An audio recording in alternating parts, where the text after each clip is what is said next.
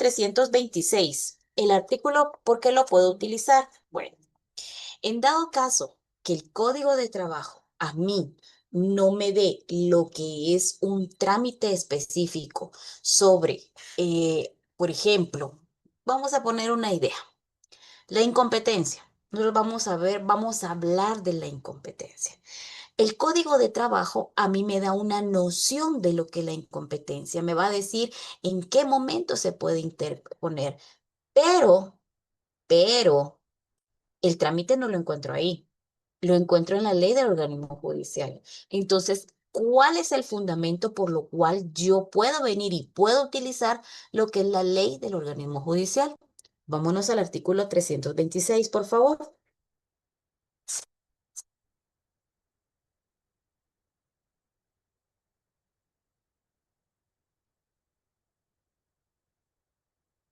Ok, me van a hacer favor, le van a colocar a ese artículo 326 supletoriedad procesal, ¿sí? Y aquí es cuando nosotros encontramos un vacío legal dentro de lo que es el código de trabajo, ¿sí?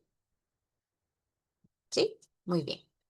Entonces, aquí estamos hablando, en cuanto no contraríen el texto y los principios procesales que contiene este código, se aplicarán supletoriamente las disposiciones del Código de Enjuiciamiento Civil y Mercantil y la ley constitutiva del organismo judicial. Bueno, hoy por hoy nosotros le llamamos Código Procesal Civil y Mercantil y le llamamos la ley del organismo judicial, ¿cierto? A ese mismo artículo nosotros podemos hacer como que una referencia, podemos enlazar lo que es el artículo 287 del Código de Trabajo. Váyase al artículo 287.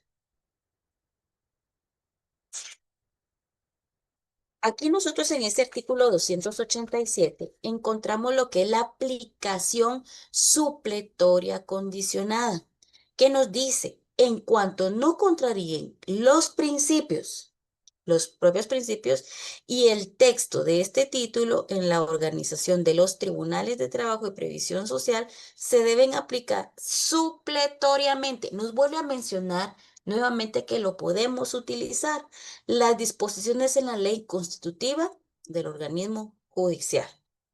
Pero aún todavía hay otro artículo que nos hace referencia a que podemos pues utilizar, por ejemplo, vámonos al artículo 15 del Código de Trabajo. Váyase al artículo 15, por favor, si es tan amable.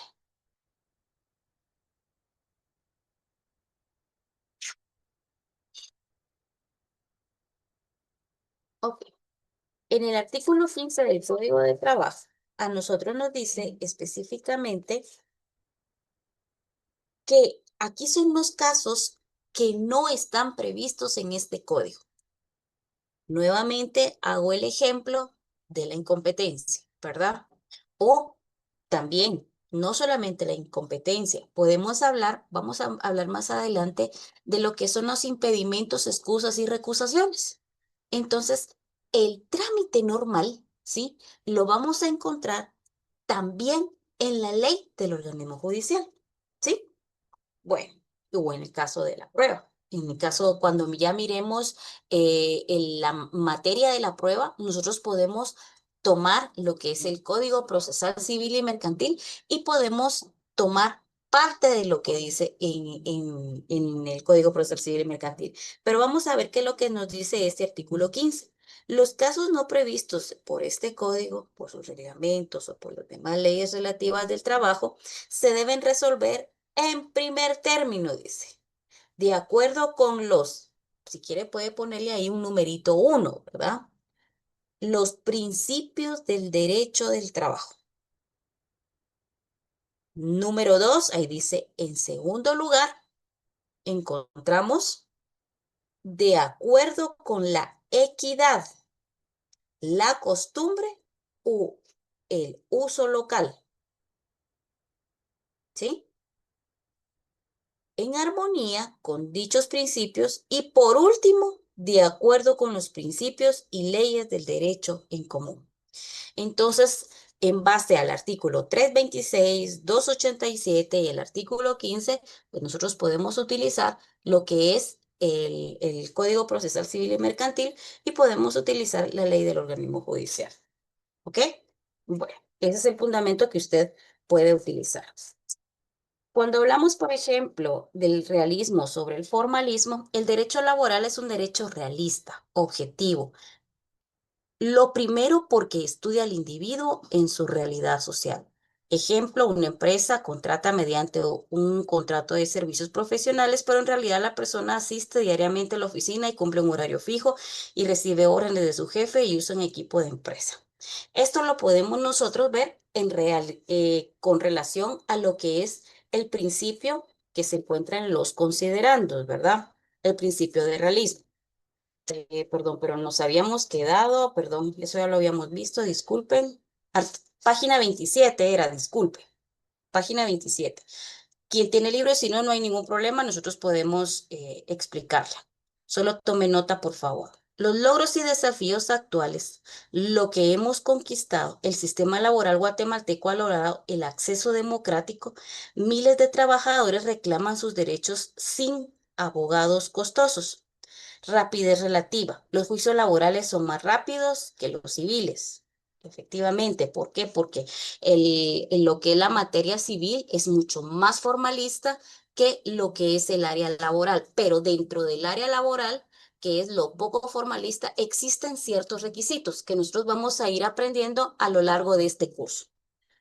Protección efectiva. Muchos trabajadores se han obtenido justicia, la cultura de derecho, las personas conocen sus derechos laborales. Hay algunas reformas importantes posteriores sobre algunos temas. Por ejemplo, aquí vamos a ver el decreto 6492 de 1992 que introdujo mejoras en la protección de la maternidad, ajustó los descansos laborales, perfeccionó los procedimientos para la tramitación de los conflictos colectivos. Está el decreto 3598, que es de 1998, reformó el régimen de responsabilidad patronal en casos de accidentes de trabajo, fortaleciendo la protección de los trabajadores frente a riesgos laborales.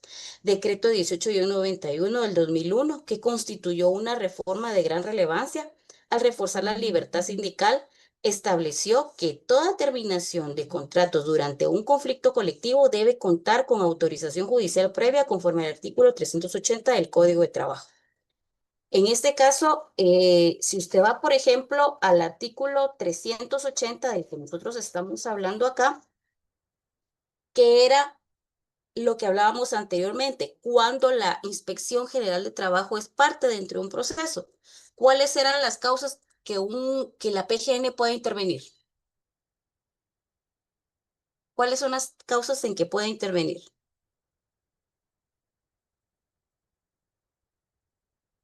¿Se recuerdan? Cuando yo les dije en clase, perfecto, ¿cuándo se puede tener como parte a la PGN dentro de un proceso? Cuando hay un menor de edad, Exacto. ¿Qué más?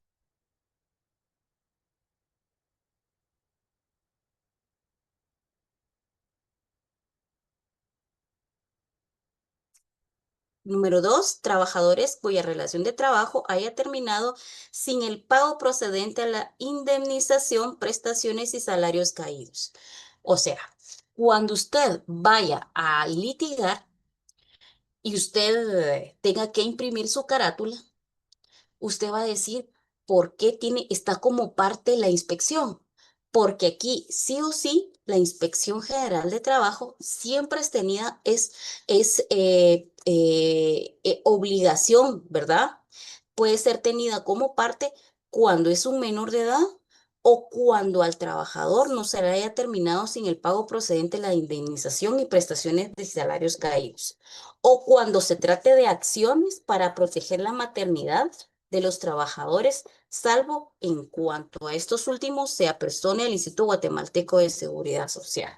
Entonces, en ese momento puede ser tenido como parte. Hay un cuadro comparativo de la evolución del Código de Trabajo. Está para la etapa, el año, el contexto, el principio. La etapa, pues estamos hablando que antes del 1947 no existía un código laboral unificado, ¿verdad? Las normas laborales, pues dispersas, era poca protección al trabajador y predominó al empleador. En 1947, posteriormente a la Revolución del 44, el primer Código de Trabajo, reconocimiento de derechos laborales básicos, regulación de las jornadas, salarios, descansos, protección al inicio a sindicatos y huelga. 1947 a 1961, ajustes del primer código. Aquí habían reformas parciales, adecuación a la realidad laboral, sin cambios estructurales completos. En 1961 estaba la modernización del derecho laboral, sustituyendo el código de 1947 en base al código vigente regulado. 1992, adecuación a principios constitucionales, prohibición, discriminación laboral, regulación de vacaciones, fortalecimiento de derechos sindicales. 1997, existieron mejoras de la justicia laboral, cambios en tribunales de conciliación y arbitraje. Eh, 1998, se dio el fortalecimiento industrial, ajustes de procedimientos laborales, fortalecimiento de funciones del Ministerio de Trabajo. En el 2001 existió compromisos internacionales. Aquí hablamos de reformas al derecho colectivo,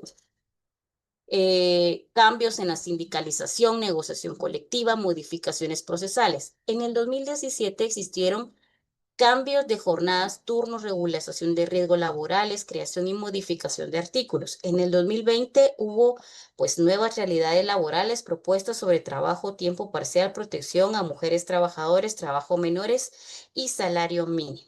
Entonces, durante todos estos años hubieron ciertas modificaciones o ciertas mejoras. Nosotros a lo largo, pues cuando vayamos en el área procesal, lo vamos a ir pues poniendo en práctica para saber cómo podemos utilizar. Cuando hablamos de la terminología, nosotros escuchamos muchas veces así el derecho del trabajo. ¿Pero qué es el derecho del trabajo? Esta denominación es una denominación oficial que adoptó el legislador. Si revisamos los considerandos del Código de Trabajo, si usted quiere puede irse por favor a ver sus considerandos, ¿sí? Acá en los considerandos,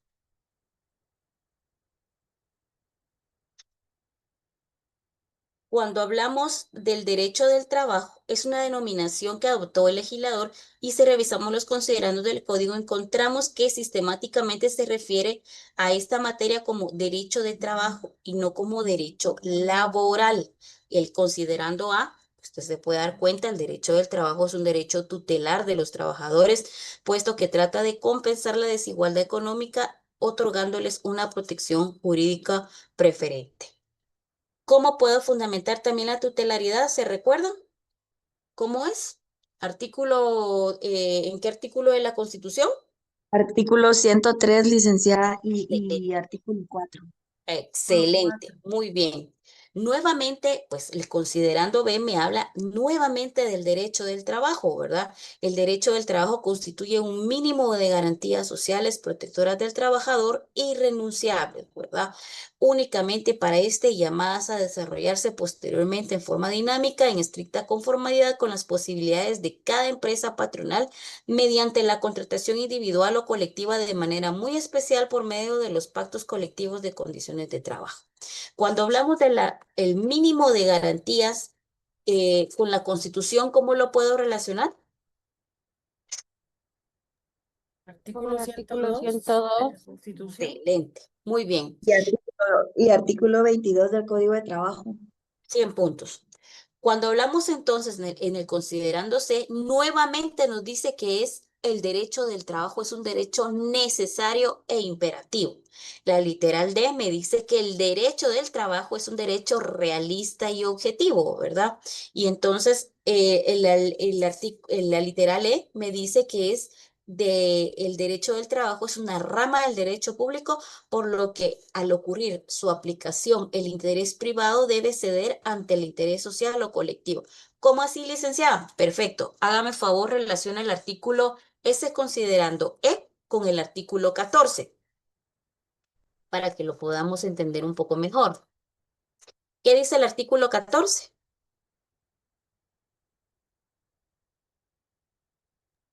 El presente código y sus reglamentos son normas legales de orden público y a sus disposiciones se deben sujetar todas las empresas de cualquier naturaleza que sean existentes o que en lo futuro se establezcan en Guatemala.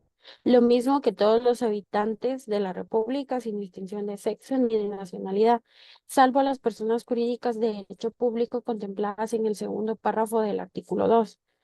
Igualmente deben aplicarse las disposiciones protectoras del trabajador que contienen este código al caso de nacionales que sean contratados en el país para prestar sus servicios en el extranjero. Asimismo, quedan a salvo las excepciones que correspondan conforme a los principios del derecho internacional y los tratados. ¿Ok? Entonces, estamos hablando que es de orden público porque es conocido, ¿sí? Es conocido y es sabido por todos, ¿verdad? Y aquí me está diciendo que debe sujetarse toda empresa de cualquier naturaleza, ¿verdad? No dice solamente a fulanita, sutanita, menganita, dice no, de cualquier naturaleza que sea existente, existentes o que en lo futuro se establezcan en Guatemala. Muy bien.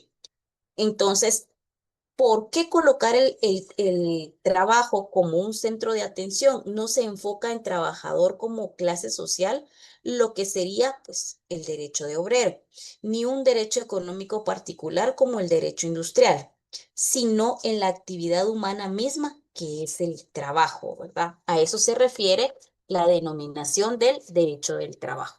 Esta perspectiva es importante. El trabajador no es una mercancía que se compra, que se vende literalmente en un mercado. Es una actividad mediante el cual los seres humanos desarrollan sus capacidades, obteniendo su sustento y construyen su dignidad, aportan a la sociedad. El código adopta expresamente esta denominación cuando establece sus características ideológicas que declara que el derecho del trabajo es un derecho tutelar de los trabajadores. Es un derecho realista, objetivo y es una rama del derecho público que es un derecho abonadamente democrático, que es lo que vimos en los considerandos. Ventajas de esa denominación. Es amplia e inclusiva, abarca todo tipo de trabajo subordinado, no discrimina entre trabajadores manuales o intelectuales, ¿verdad? Incluye tanto al sector agrícola como industrial. Sus servicios no tienen connotación clásica o confrontaciones y pone un énfasis en la dignidad de la actividad laboral. Ahora bien, ya vimos lo que es el derecho del trabajo. Ahora, ¿qué es el derecho laboral? ¿Cuál es esa diferencia cuando hablamos derecho del trabajo y derecho laboral? ¿Por qué se le denomina de esa forma? Esta expresión es prácticamente un sinónimo del derecho del trabajo. El término laboral proviene del latín labor, laboris, que significa trabajo, esfuerzo, fatiga. En Guatemala ambas denominaciones se usan indistintamente tanto en la práctica forense como en la academia. Decimos conflicto laboral o conflicto de trabajo, sin mayor distinción. Hablamos de derechos laborales o derecho del trabajo refiriéndose exactamente a lo mismo. Esta denominación tiene ventajas de ser descriptiva y neutral. Simplemente indica que regula las relaciones derivadas del trabajo sin prejuzgar sobre su contenido o ideología. ¿Qué es el derecho del obrero? Esta denominación, cuya gran popularidad en Europa durante el siglo XIX y principios del XX, es especialmente en países con fuerte industrialización, como Alemania, Francia, Inglaterra, Bélgica. El contexto histórico de esta denominación del derecho obrero, ¿por qué se le llamó así? Es porque durante la Revolución Industrial los primeros en organizarse y existir la protección jurídica fueron los obreros, que las fábricas trabajaban pues en condiciones infrahumanas en aquel entonces. Jornadas de 14 a 16 horas diarias es lo que se daba en el siglo XIX. Ahora vamos a ver, cuando hablamos hoy por hoy como jornadas de trabajo. Váyase al artículo 116, por favor. Hablamos de una jornada diurna y una jornada nocturna. Cuando hablamos de una jornada ordinaria diurna, ¿de cuántas horas estoy hablando? De 8 horas diarias y exceder 48 horas a la semana. De 8 horas. ¿Y la jornada ordinaria nocturna? De 6 horas sin exceder Excelente. 36 horas a la semana. Muy bien. Entonces, ese periodo de tiempo, ya sea 8 horas o 6 horas, es cuando el trabajador se encuentra pues en un tiempo efectivo, ¿verdad? El tiempo efectivo es el que el trabajador permanece a las órdenes del patrono. Ese es el trabajo efectivo, o sea, cuando nosotros vayamos a realizar nuestra demanda, podemos poner que el trabajo efectivo, que su cliente, o sea, si quiere póngale ahí trabajo efectivo para recordarse qué es o qué significa en ese tercer párrafo, eh, eh, cuál era el horario o cuál era la jornada que esa persona poseía. Bueno, entonces ya sabemos que existen 8 horas y 6 horas, pero debe existir un horario. Entonces, en el cuarto párrafo, póngale horarios en grande. Horarios. Me está diciendo que para esa jornada ordinaria diurna debe de existir, tiene que existir desde las 6 horas a las ¿qué? ¿A las qué? 18 18 horas. horas. 18 18. horas. horas del mismo Correcto. día. Y 18 el horas. trabajo nocturno es de las 18 a las 6 horas de la mañana. Licenciada, me dicen, fíjese que ese horario pues no se cumple en Guatemala. ¿Qué opinan? ¿Qué piensan? A ver, participemos. ¿Qué piensan? ¿Se cumple o no se cumple en algunos casos? No se cumple en algunos No, casos, licenciada. licenciada. No se cumplen, ¿verdad? Pero ahí viene nuestro trabajo, ¿sí? Entonces ahí es cuando vienen a nuestra oficina y dicen, mire, fíjese licenciada, mire, fíjese licenciado, que ese horario pues no se cumple. Nuestra labor, pues obviamente tenemos que escuchar a nuestros clientes y decirle, perfecto, ¿será que ese horario usted se extendía porque era obligación suya llegar a una labor determinada o era porque usted estaba haciendo algún tiempo extra? Entonces, ahí es la parte en que uno tiene que venir y analizar como un médico, ¿verdad? Tiene que indagar qué es lo que está pasando. Miremos el 121 del Código de Trabajo. El trabajo efectivo, ahora ya entendemos cuándo es efectivo. ¿Qué es trabajo efectivo? El Cuando tiempo que estamos nos bajo tiene la orden de un jefe. Excelente. El trabajo efectivo es el que se encuentra fuera de los límites de tiempo. Ya nosotros ya sabemos que son 8 y que son 6, ¿verdad? Muy bien. Entonces, anteriores para las jornadas de ordinaria, que exceda los límites anterior, que contractualmente se pacte constituye una jornada extraordinaria. O sea, ese nombre, el cual excede esos parámetros, se llama extraordinario y debe ser remunerada por lo menos con un 50% más de los salarios mínimos de los salarios superiores de estos que hayan estipulado las partes. Ese segundo párrafo me pone en grande, por favor. No se considera hora extra. Póngale ahí. No se considera hora extra. ¿Y qué no se considera hora extra? Bueno, simple. No se considera hora extraordinaria las que el trabajador ocupe en subsanar los errores imputables solo a él cometidos durante la jornada ordinaria ni las que sean consecuencia de la falta de actividad durante la tal jornada, siempre que a esto último le sea imputable. Mire, fíjese que yo me tenía que ir a las 5, pero me fui a las 7, sí, pero estuve pues platicando de 8 de la mañana a 12 del mediodía, ¿verdad? Entonces, tenía que cumplir con cierta cantidad, por ejemplo, si es arreglar un vehículo, por ejemplo, y estuvo platicando y no hizo lo que le correspondía y al mediodía empezó a arreglar el vehículo, resulta de que ese vehículo, pues a las 5 terminaba su jornada, pero él qué hizo, él prácticamente no cumplió la labor que tenía que hacer en el horario establecido de la jornada de trabajo. Uno. Segundo, ¿cómo comprobamos las horas extras? A través de correos electrónicos, a través, por ejemplo, si la persona tiene que marcar, ¿verdad? Ahora tan fácil que es poner el dedo y marcar una fotografía. La prueba para nosotros pedir esta hora extra en una demanda no la tiene el patrono, que la tiene que probar así. Mire, fíjese que mi empleado se iba y aquí está el listado de las horas extras. No.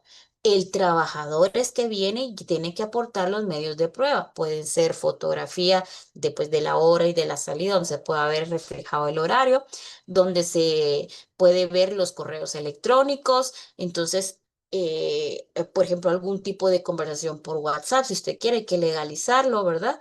Y lo puede exhibir como medio de prueba, ¿verdad? Entonces, en este caso, al trabajador, pues le corresponde solamente en la parte de las horas extras, ¿verdad? Ahora bien, cuando hablamos de las jornadas de trabajo, constitucionalmente, ¿con qué artículo lo puedo referir, relacionar?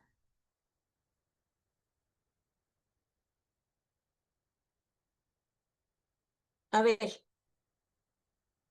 ¿con cuál? Artículo 102, Ligda. ¿Qué dice? Ahorita lo busco. Pilas, yo sé que sí. ¿Sí todos qué? Esta sería con el artículo 102, como dijo la compañera, inciso G. Excelente. Y ahí es donde nosotros encontramos la jornada ordinaria de trabajo efectivo, diurno, ¿verdad? La ordinaria, la extraordinaria. Y entonces aquí nosotros podemos hacer relación y si quiere, pues usted lo puede buscar después. Podemos relacionar el artículo 121 del Código de Trabajo, 116, ¿verdad? 117. Entonces, podemos relacionar las jornadas de trabajo con la Constitución Política de la República de Guatemala. Bueno, en relación a lo que es te le digo, vámonos a la página Derecho Social 37. ¿Por qué se le dice derecho social? Algunos tratadistas prefieren esta denominación. Esta denominación es más amplia. Considera que el derecho laboral forma parte de un conjunto de mayores de normas orientadas a proteger los sectores sociales vulnerables y a redistribuir recursos para lograr la justicia social. Fundamento de esta dominación. El derecho laboral no regula simplemente las relaciones contractuales entre particulares como lo haría el derecho civil. Su finalidad trasciende a lo individual. Busca objetos sociales colectivos como dignificación de trabajadores, distribución de la riqueza, la paz social, el desarrollo económico equitativo. El Código de Trabajo recoge claramente esta visión cuando establece que el derecho al trabajo constituye un mínimo de garantías sociales, protege a los trabajadores, no dice garantías contractuales ni garantías individuales, sino garantías sociales. También proclama que es un derecho hondonadamente democrático porque se orienta a obtener la dignificación económica moral de los trabajadores que constituyen la mayoría de la población, realizando así una mayor armonía social. Ventajas de esta denominación. Enfatiza la dimensión social y colectiva. Conecta el derecho laboral con otros derechos sociales, seguridad social, vivienda, educación. Subraya la función redistributiva y protectora. Reconoce cómo no se trata solo de regular contratos privados, sino que proteger los intereses públicos. Es muy amplia y puede generar confusión con otras ramas del derecho de seguridad social, derecho agrario. Pierde la precisión técnica sobre su objeto específico, las relaciones laborales. El derecho de trabajo y previsión social. ¿Por qué se le llama derecho de trabajo y previsión social? Esta es la denominación oficial completa que se utiliza en el sistema judicial guatemalteco. De hecho, así se llaman los juzgados de trabajo acá en Guatemala, ¿verdad? El código establece expresamente que los conflictos relativos al trabajo y previsión social están sometidos a la jurisdicción privativa. Fundamento de la jurisdicción privativa, 280 y qué,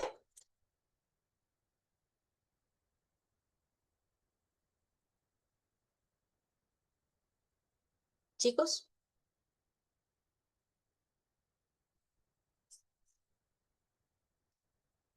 280 y,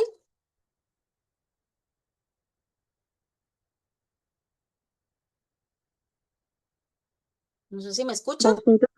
Ajá. 283. Los 84, ¿de qué hablamos? De la clasificación de los tribunales, ¿verdad? Cuando hablamos de los 183, los conflictos relativos al trabajo y previsión social están sometidos a la jurisdicción privativa de los tribunales. O sea que los conflictos que surjan entre patronos y trabajadores, la jurisdicción privativa la tienen los juzgados de trabajo y previsión social, ¿sí? A ellos, como dice el artículo 283, le compete juzgar y ejecutar lo juzgado, ¿verdad? Muy bien.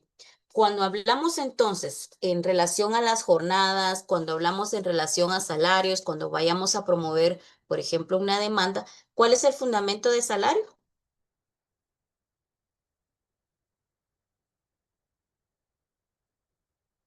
chicos? Artículo 116.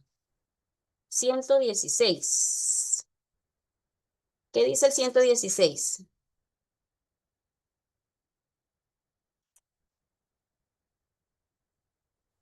¿Sería el artículo 88, Linda? Es correcto. Sí, perdón, el 88. Perdón, licenciada. 88. No tengas pena, no tengas pena.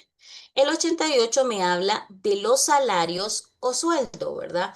En este caso, el salario lo puedo fundamentar no solamente en el artículo 88 del Código de Trabajo, sino también lo puedo fundamentar en qué convenio de la OIT.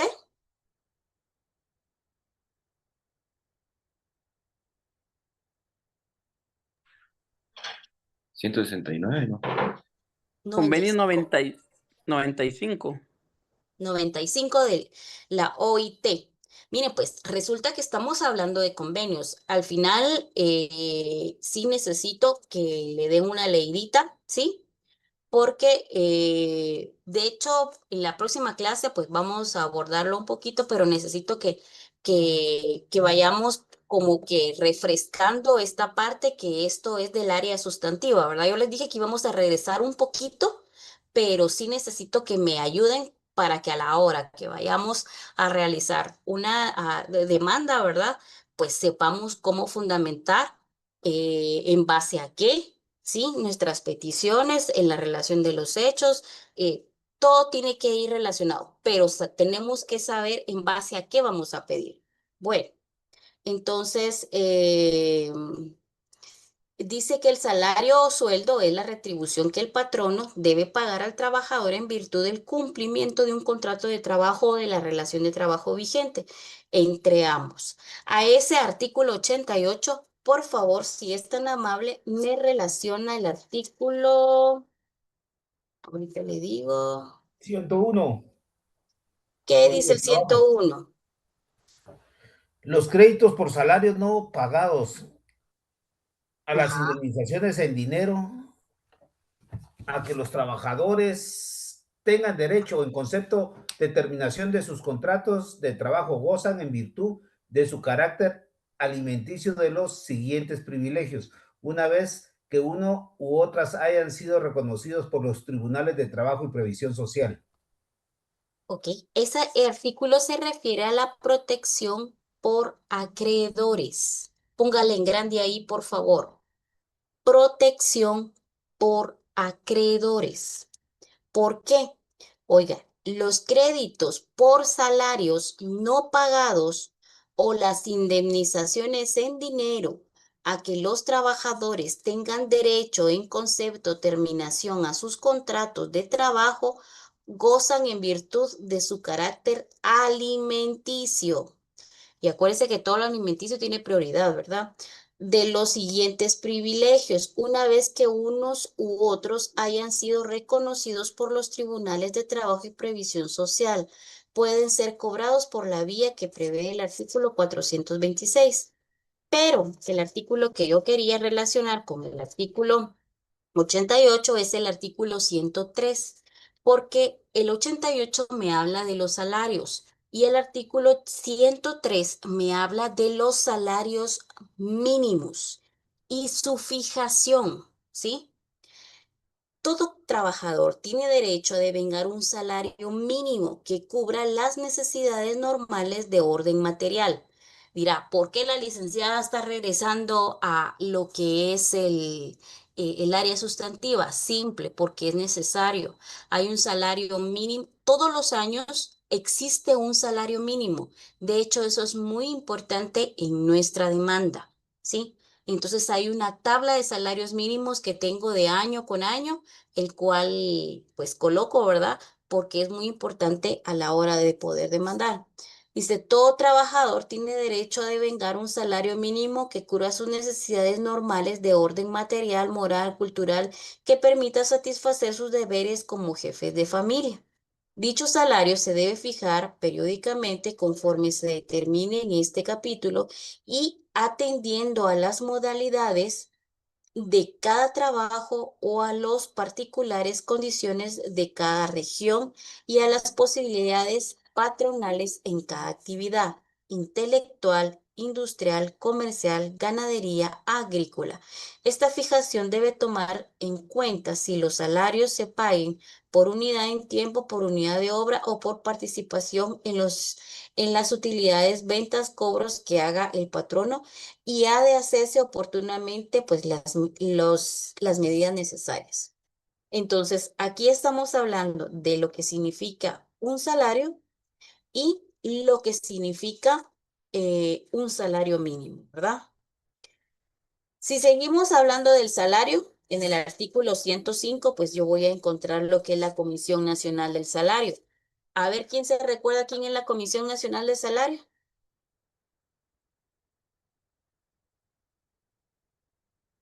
¿Se recuerdan? Que hablamos del Ministerio de Trabajo, que tenía la dependencia, una dependencia era la Inspección General del Trabajo, otra era la Inspección General del Trabajo, otra era la IGT, la DGT, y la otra era la ¿qué? Chicos, era la Comisión Nacional de ¿qué? Del salario. Exacto. Entonces, ¿qué dice el artículo 105? Adscrita al Ministerio de Trabajo y Previsión Social, habrá una Comisión Nacional de Salario, organismo técnico y consultivo de las comisiones paritarias encargada de asesorar a dicho ministerio en la política general del salario. O sea, ¿qué significa? Que este 105 yo lo tengo que relacionar con mi artículo 276, literal C. ¿Sí? Porque aquí me está ampliando la Comisión Nacional del Salario. En cada departamento, en cada suscripción económica que determine el organismo ejecutivo mediante un acuerdo enmarcado por la conducta del Ministerio de Trabajo y Previsión Social, debe haber una comisión paritaria de salarios mínimos integrada por dos patronos e igual número de trabajadores sindicalizados y por un inspector de trabajo a cuyo cargo corre la presidencia de la misma. Además, el organismo ejecutivo, mediante acuerdo enmarcado por el conducto expresado, puede crear comisiones paritarias de salarios mínimos para cada actividad intelectual, industrial, comercial, ganadera, agrícola, con jurisdicción en todo el país o parte de él. Y también para empresas determinadas que comprueben tener actividad en diversos departamentos o circunscripciones económicas y un número de trabajadores no menor de 1,000, en cuyo caso la jurisdicción de las comisiones se limita a empresas de que se trate. Igualmente queda facultado al organismo ejecutivo para aumentar el número de patronos trabajadores que han de integrar una o varias comisiones paritarias de salarios mínimos, siempre que la importancia del cometido de estos así lo exija. El organismo ejecutivo, conducto del Ministerio de Trabajo y Previsión Social, mediante acuerdo dictará el reglamento que regule la organización y funcionamiento de las comisiones nacionales de salario, de las comisiones paritarias del salario mínimo. Entonces, todo esto pues tiene referencia porque acuérdense que vamos a entrar a una etapa de lo que es la demanda y todo esto nos va a ir a servir poco a poco. Ya hablamos de jornadas, hablamos de salario, hablamos de contratos, hablamos de edad mínima, hablamos, por ejemplo, la diferencia o los diferentes tipos de nombre con que se llama el derecho del trabajo, ¿verdad? Ok. Exactamente, muchas gracias, Alan. Entonces, pues pues este es lo que vimos el día de hoy. Mil disculpas por haber entrado tarde, pero estaba pues diligenciando una cuenta Zoom pues, donde todos pudiéramos entrar y nadie se quedara pues fuera, ¿verdad? A partir del día pues ya miércoles ya todos entramos normales, ya contamos con todo listo, ¿verdad? Muchísimas gracias a ustedes por su atención. Espero que estén al 100 y vamos paso a paso, ¿verdad? Y nos quedamos en qué página, perdonen, para poder ir. ¿En qué página nos quedamos? En la 41. 41. 41. Ok, entonces en la 41 nos quedamos y continuamos en lo que es la filosofía detrás del nombre, ¿verdad? Ok, muy bien. Entonces, les agradezco por su tiempo, les deseo feliz noche, tomen mucho chocolatito y cafecito, por favor, con este frío y les espero ver el miércoles. Bendiciones, nos vemos, se cuidan.